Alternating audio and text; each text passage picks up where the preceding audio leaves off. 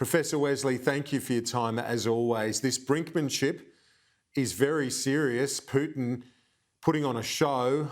Will he deliver in terms of an invasion? We hope not, of course, but what's your sense? I think a full-scale Russian invasion is probably unlikely at this stage. It would be enormously costly, I think, for Russia in terms of just deepening and hardening the hostility of the West towards Russia. The possibility is that there will be some sort of guerrilla-style little green men invasion, that they will increase guerrilla activity. I think that's much more likely. What's interesting to me, Kieran, is that actually Putin, through this brinksmanship, is actually bringing about what he was hoping to avoid, which was, the much closer integration of NATO with Ukraine and Ukraine's interests. It's really interesting to see the United States and other Western European states really stepping up to the plate in terms of not only sending arms into Ukraine, but also stationing forces at Ukraine's borders as well. So, the stakes are really high here for Putin, and there is every possibility that he will eventually back down and be humiliated over this.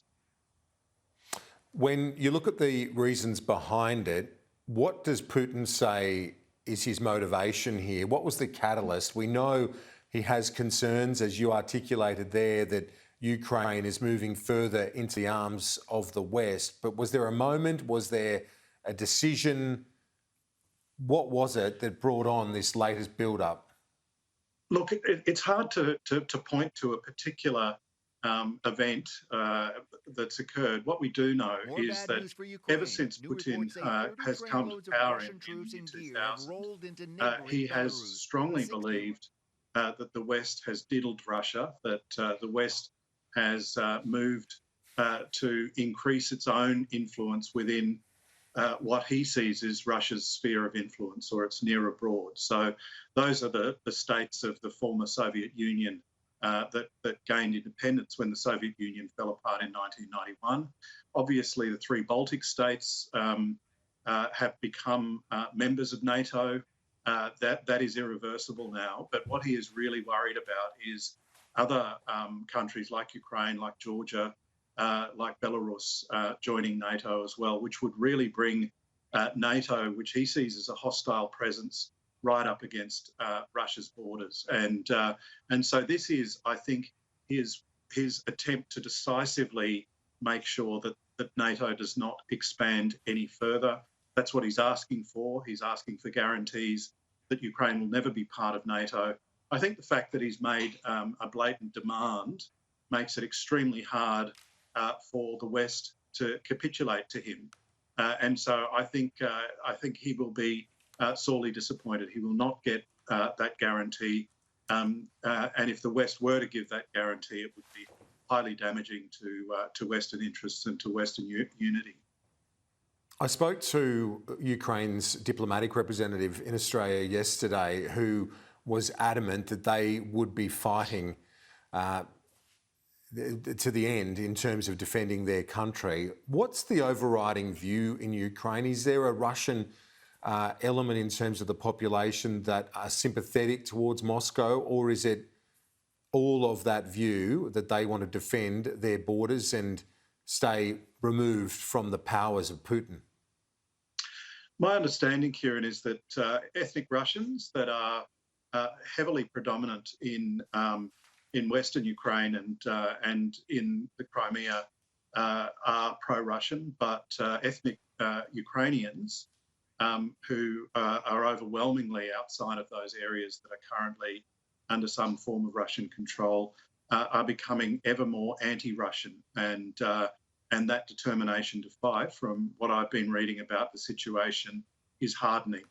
And of course, Russia does not have a happy history of invading territories, as we saw from what happened in Chechnya, and the possibility of a long-running guerrilla war that Ukrainians will continue to fight if Russia does invade must be somewhere at the back of Putin's mind, and he must remember the terrible losses that the Russian army faced in that situation in Chechnya. If we look back to that period where Putin did assume power, there was a moment in time, wasn't there, where there was hope that the Russian opening or the end of the USSR would lead to a greater democratisation of that country, but that just hasn't eventuated. Look, yeah, it's really interesting. There have been periods of hope that there would be a rapprochement between the Putin regime and the West. Of course, early on, George W. Bush said he could see into Putin's soul, and then when Barack Obama came to power, he symbolically pushed the reset button on the Russian relationship. But I think what you can see is a gradual hardening of an anti-Western stance from Putin and his governments, and a steady authoritarianism creeping into the Russian state.